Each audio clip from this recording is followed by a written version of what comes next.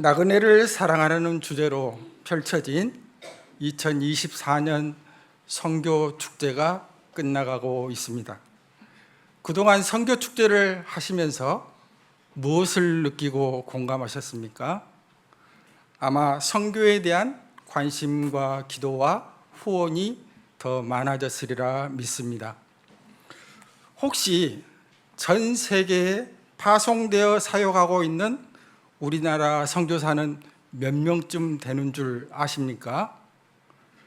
우리 교단신문, 기독신문 3월 11일자에 게재된 2023년 한국 선교 현황 보고를 보니까 2023년 말 기준으로 전 세계 174개국에서 한국인 장기 선교사가 21,917명, 단기 선교사가 451명 사역 중인 것으로 파악되었습니다. 가장 많은 선교사가 사역 대상으로 하는 곳은 미국이며 그 뒤를 이어 필리핀, A권역, 일본, 태국 순이었고 한국을 사역 대상으로 하는 선교사도 1,410명 정도 되었습니다. 저는 미국에 가장 많은 수의 선교사가 파송되어 있다는 것과 한국을 사역 대상으로 선교사를 보내는 것을 보고 깜짝 놀랐습니다. 보통 국내를 대상으로 할 때는 선교라는 말보다는 전도라는 말을 사용하는데 한국에 선교사를 파송한다고 해서 궁금하여 제가 관련 단체에 전화를 해봤습니다. 국내에 들어온 이주민을 대상으로 한다고 합니다. 이해가 되었습니다.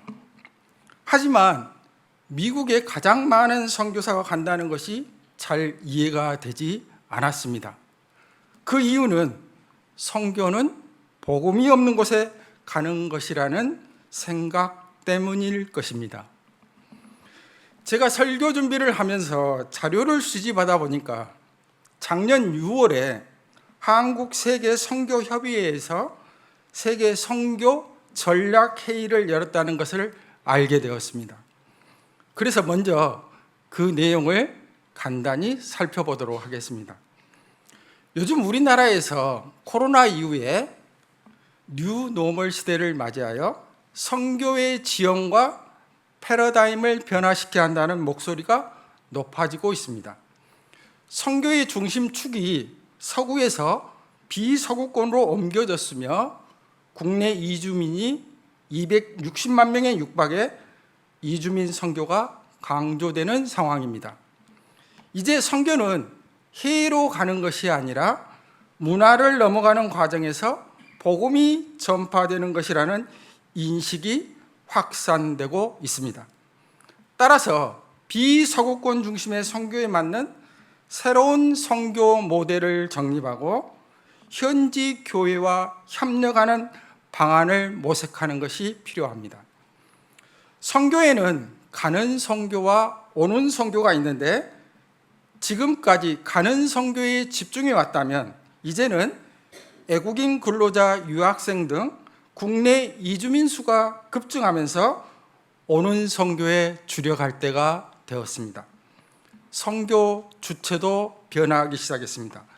선교사나 선교단체, 교회를 넘어 선교적 정신을 품은 평신도로 확장되는 움직임이 일어났습니다.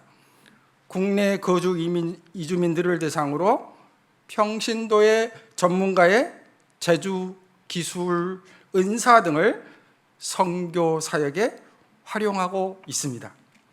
이제 선교지의 기후 위기에도 대응해야 하며 또 최근에는 가상현실, AI 등 첨단 IT 기술이 급속히 상용화되면서 디지털 선교가 중요해졌습니다. 이와 같이 뉴 노멀 시대에 선교의 방향과 패러다임을 변화시켜야 한다는 시대적 요청을 받고 있습니다. 여기에서 저는 성도님들께 두 가지 질문을 드립니다. 예수님께서는 이 땅에 오셔서 공생의 기간 중에 주로 무슨 일을 하셨습니까? 우리나라에 온 애국인 선교사들은 어떻게 선교를 하였을까요?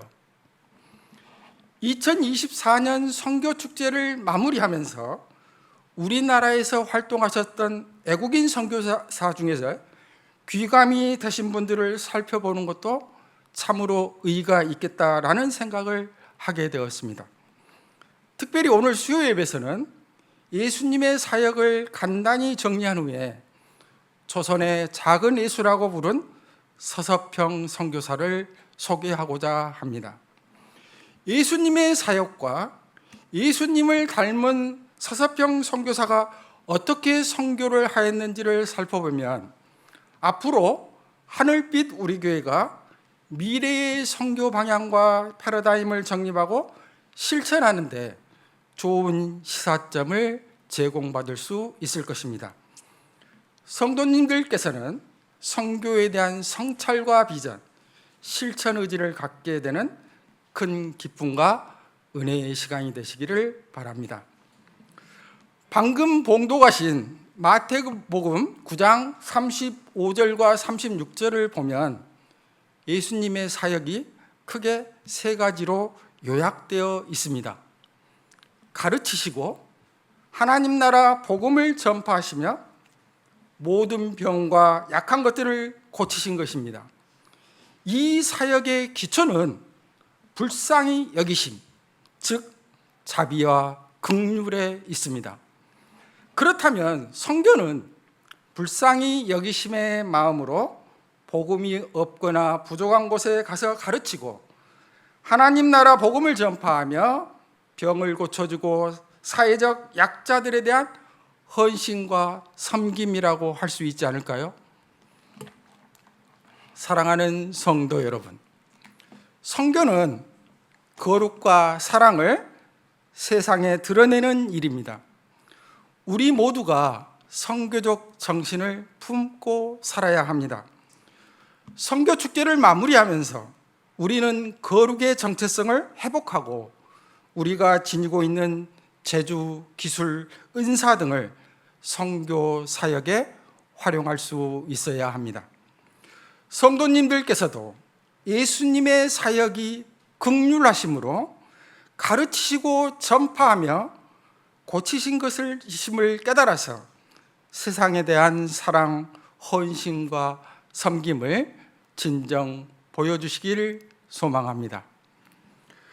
우리나라에 온 선교사 중에 예수님을 닮은 선교사, 즉 자비와 긍휼하심으로 가르치고 하나님 나라 복음을 전파하며 질병과 약한 것들을 고치는 등 헌신과 섬김을 보여준 대표적인 선교사가 있는데 바로 서섭형 선교사입니다. 사진을 한번 보여주실까요? 자, 이 사진은 서섭형 선교사의 묘비입니다. 광주광역시 호남신학대학교 교정을 거쳐 양림동산에 오르면 광주에서 생을 마친 선교사들의 묘역이 조성되어 있고 엘리자베스 요한나 셰핑이라는 영어식 이름과 한국 이름 서섭형이라는 글자가 나란히 새겨진 묘비가 그 가운데 우뚝 서 있습니다. 푸른 눈의 한 여인이 전라도 일대를 한 달여간 순회한 뒤 이런 글을 남겼습니다. 한 달간 500명의 여성과 환자를 만났다. 이름이 있는 여성은 10명뿐이다. 큰 년이 작은 년이 개똥 어멈으로 불린다. 하나도 상한 사람이 없다. 굶주리거나 병들었거나 소방 맞아 쫓겨났다. 모두 여러 가지 고통을 앓고 있다. 1912년 간호선교사로 조선에 발을 내디딘 엘리자베스 요한나 셰핑의 기록입니다. 한국 이름은 서섭형인데 자신의 이름 셰핑을 한국식으로 살린 것으로 무슨 일을 하든 너무 급하게 하지 말고 서서히 해야겠다는 결심에서 성을 서로 했고 이름에 들어간 서자는 자기 감정을 차분하게 편다. 소처럼 느릿느릿 여유 있고 침착하게라는 의미도 있으며, 평자 또한 다급한 데서 생긴 모난 성질을 평평하게 해야겠다는 의도를 담았습니다. 서서평, 그녀는 과연 어떤 선교사였을까요? 그녀는 조선의 간호사, 전도자, 교육자였으며 구제의 사도였습니다. 사진 한번 보여주시죠. 자, 이것은 서서평 선교사의 인물 사진입니다. 그녀는 육신의 몸을 병원에 기증하고 천국에 떠나던 날의 장례 행렬 속에서 나환자들이 어머니라는 애침으로 눈물바다가 되었고, 바라보는 광주 시민들은 하염없이 오열했습니다. 광주 최초로 시민사회장으로 치러진 장례식에는 수천 명의 시민과 나환자들이 쫓아나와 그녀를 어머니라 부르며 눈물을 쏟았다고 합니다. 미지의 땅 조선, 무지와 문명의 이영만리의 혈혈단신으로 와서 한복을 입고 고무신을 신으며 조선인이 되어 평생 가난에 찌든 조선인들, 질병과 차별 속에 살고 있는 나환자들과 결핵 환자들을 가족처럼 섬기며 살다 간 서서평은 1934년 6월 그녀 자신도 질병과 과로 영양실조로 숨을 거뒀습니다. 남기고 간 것은 담요 반장과 동전 몇 개, 강냉이 가루 두옵이었습니다. 시신마저도 의학 연구용으로 기증하였습니다. 이런 삶은 2017년에 다큐멘터리 영화로 제작되어 개봉되었습니다. 그 영화의 제목은 서서평 천천히 평온하게라는 제목입니다. 서서평은 1880년 9월 26일 독일 비스바덴에서 태어났습니다. 어렸을 때 아버지가 돌아가셨고 3살 때 어머니가 미국 뉴욕으로 홀로 이민 가자 할머니, 할아버지께 맡겨집니다. 서평의 타고난 성격은 남성적이었습니다. 어린 시절에 장난이 심했고 춤추기를 좋아했습니다. 학교에서 서평의 초라한 옷차림은 놀림거리였고 늘 따돌림을 당해 불만과 열등감이 많은 애토리였습니다. 서평이 9살 때 할머니가 돌아가십니다. 엄마 주소를 들고 홀로 미국으로 가서 엄마를 8년 만에 다시 만납니다. 서평은 가톨릭 미션 스쿨에서 중고등학교를 마치고 뉴욕 시립병원에서 간호학을 공부하고 실습하던 중에 동료 간호사를 따라 장로교회 예배에 참석한 후 예배의식이 가톨릭 교회보다 간결하고 자유로운 것에 매력을 느끼고 또한 하나님의 사랑을 뜨겁게 경험하게 되면서 개신교로 전향하게 됩니다. 하나님 나라는 나 자신이나 누군가가 행한 업적에 의해 가는 곳이 아니라 오직 나 자신을 하나님께 완전히 바쳐야만 갈 수 있는 곳이라는 믿음을 갖게 되었습니다. 인간의 공로 없이 오직 예수님의 은혜로 구원받는다는 확신을 가지게 된 서평은 1904년 뉴욕 시립성서학교에 입학하여 1911년까지 성경을 배우게 되는데 영적 세계가 목전에 펼쳐지고 그 생명이 포도주처럼 자신의 혈관을 채우는 경험을 하게 됩니다. 졸업 후에 1912년 미국 남장로교 해외 선교부 모집에 지원하여 간호 선교사로 조선으로 파송을 받게 됩니다.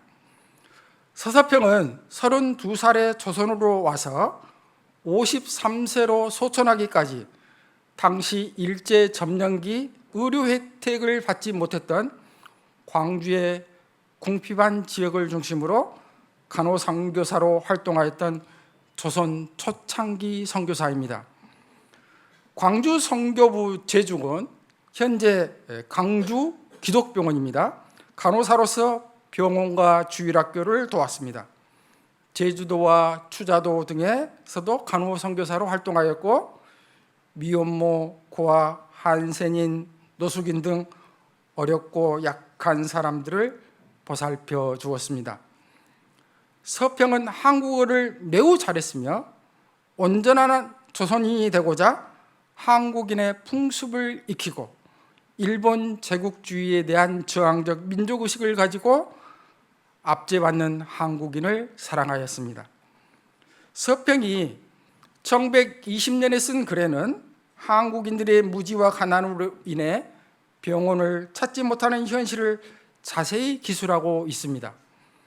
입원 치료하고도 종된 삶으로 돌아가기 원치 않는 한 여자아이를 해방시키기 위해 서평이 겪은 갖은 고초를 이야기하고 있기도 합니다.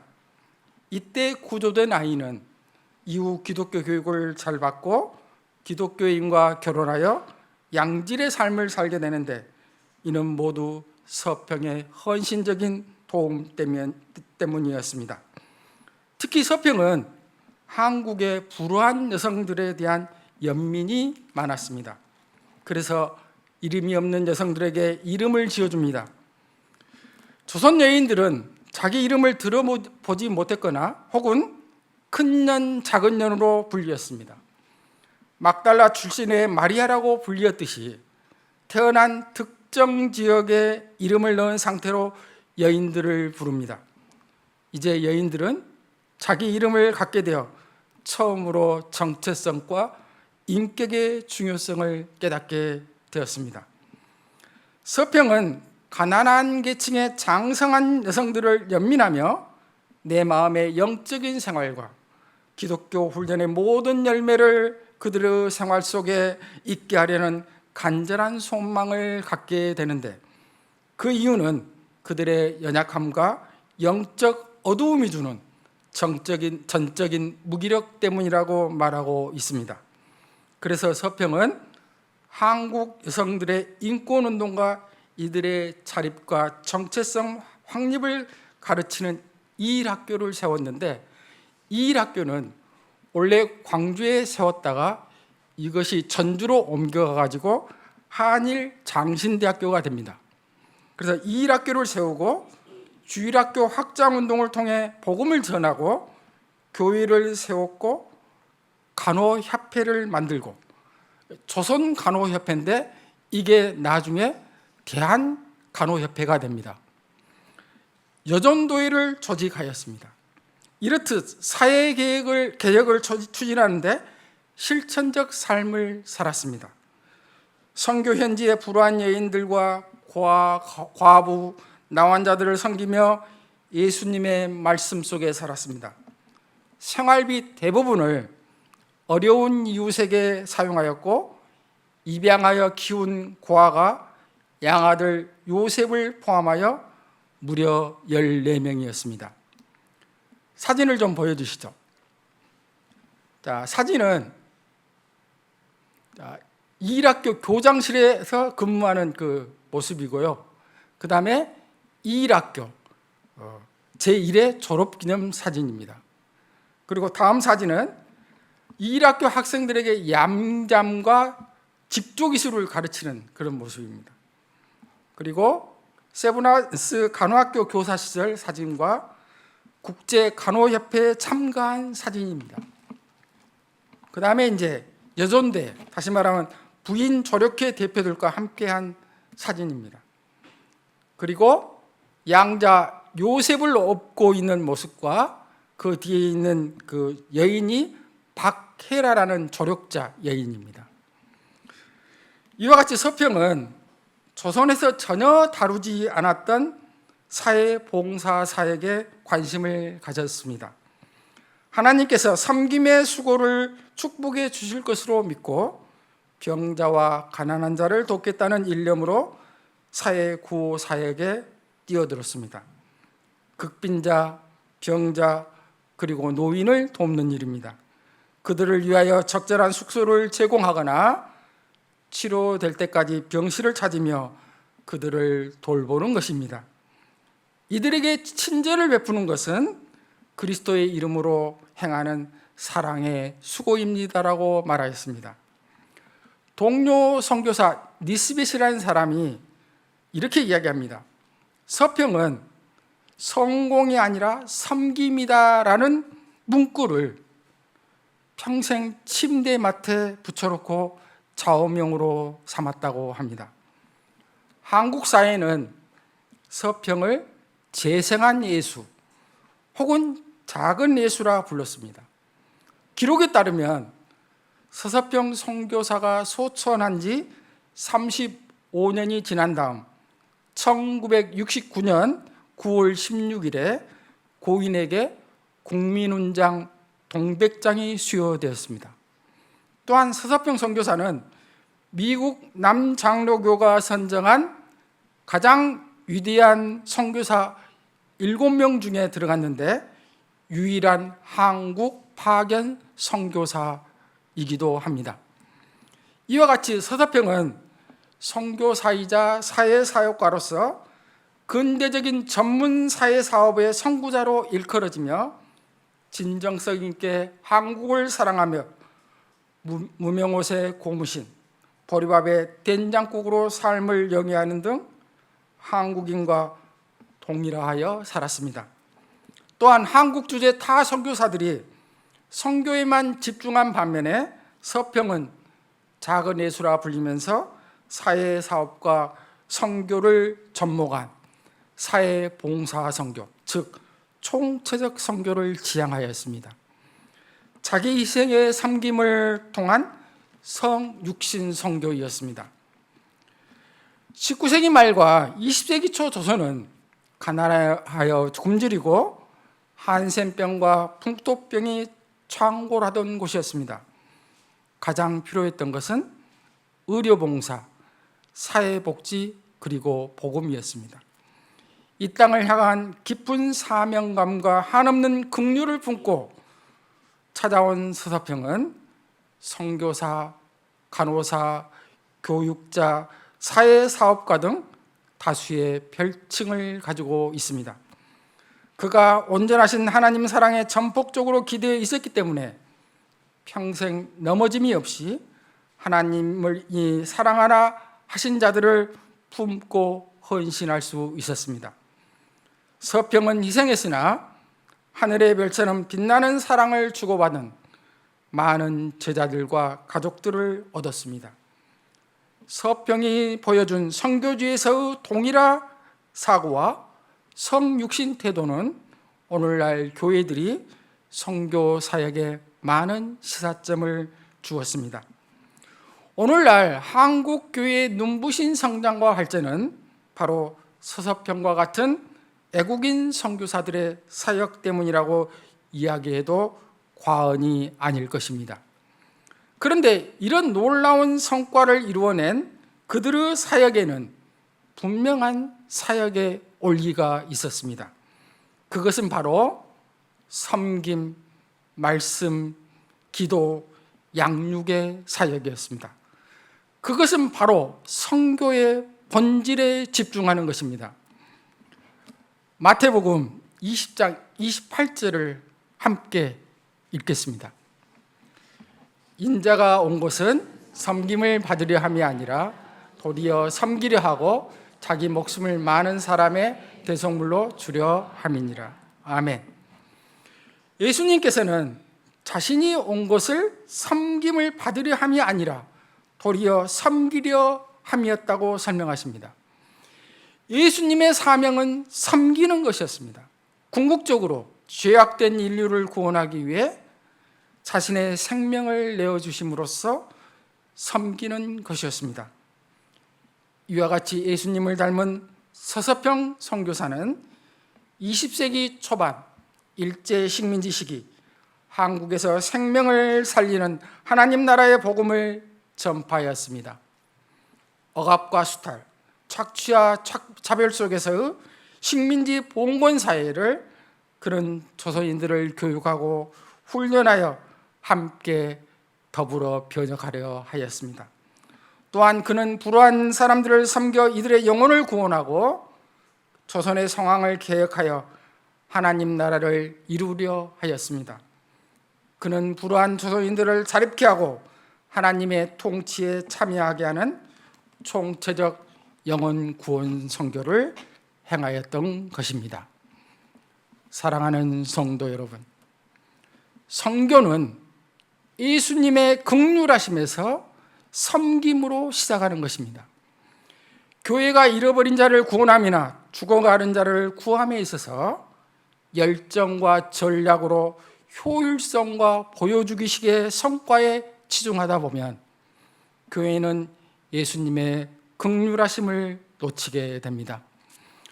선교는 사람들을 향한 예수님의 사랑에 더 가까이 다가가는 것입니다. 진정 선교는 성공이 아니라 섬김입니다. 이제 말씀을 마치고자 합니다. 선교는 긍휼과 자비하심으로 복음이 없거나 부족한 곳에 가서 가르치고 하나님 나라 복음을 전파하며 병을 고쳐주고 사회적 약자들에 대한 헌신과 섬김입니다. 내 삶의 짐을 주께서 지녔듯이 조선의 아픔을 등에 업고 살아간 푸른 눈의 선교사 서서평은 보리밥에 된장국을 먹고 검정 고무신에 무명으로 지은 한복을 입으며 철저히 조선인으로 선교 사역을 해나갔습니다. 미혼모 고아, 한센인 노숙인 등 할 것 없이 가난하고 병약한 많은 사람들을 보살펴 주었습니다. 특히 여성들을 교육하기 위해 한일 장신대학교 전신인 광주 이일학교를 세웠습니다. 현재 한국간호협회인 조선간호부회를 세워 간호사를 양성해 나갔습니다. 14명의 양자를 입양하고 38명의 과부를 돌보고 제주도까지 복음전도 사역을 펼쳐나갔습니다. 그는 마지막 순간에 자신의 시신마저 의학용으로 기부하며 조선을 위해 죽은 하나님의 딸이었습니다. 예수님처럼 살다간 복음 전도자요 한 그리스도인이었습니다. 서평은 선교사이자 사회사업가로서 진정성 있게 한국을 사랑하며 한국인과 통일하며 살았습니다. 서평은 작은 예수라 불리면서 사회사업과 선교를 접목한 사회봉사선교, 즉 총체적 선교를 지향하였습니다. 자기 희생의 섬김을 통한 성육신 선교라고도 불리며 오늘날 전문인 선교의 방향을 제시하고 있습니다. 사랑하는 성도 여러분, 하늘빛 우리 교회에서 현지인 중심의 동반자 선교로 튀르키예 노아 목사님에 대한 기도와 후원에서 선교 방향을 제대로 직시하고 있구나라는 생각을 하였습니다. 작년에 임규석 장로님께서 캄보디아의 평신도 선교사로 가기 위해 침수를 배우고 캄보디아의 역사와 문화를 이해하는 등 철저한 계획과 준비 과정을 보면서 많은 감동을 받았습니다. 교회에서 스리랑카, 미얀마, 동티모르 이주 노동자가 보이기 시작하였고 올해 애국인과 함께하는 목장 준비훈련 프로젝트를 실시하는 것에 매우 고무적으로 생각하였습니다. 이제 선교의 방향과 패러다임이 변화하였습니다. 선교는 어디로 가느냐의 문제가 아니라 누구에게로 가느냐의 문제입니다. 하늘빛 우리 교회에서도 가는 선교에 있어서는 현지인과 동일하며 의료와 교회와 교육, 사회 사업이 함께하는 총체적 선교가 되기를 원합니다. 평신도 전문인을 더 많이 파견하는 선교가 되기를 원합니다. 오는 선교에 있어서는 국내 이주민들에게 관심을 갖고 복음을 전파하며 또 일부 지원하여 목회자로 양성한 후에 이주민의 고국으로 함께 가는 선교가 되기를 원합니다. 국내 외국인 유학생들, 노동자들에 대해 관심과 후원을 하는 선교가 되기를 원합니다. 현재 선교지에서는 여러 명의 서서평을 기다리고 있습니다.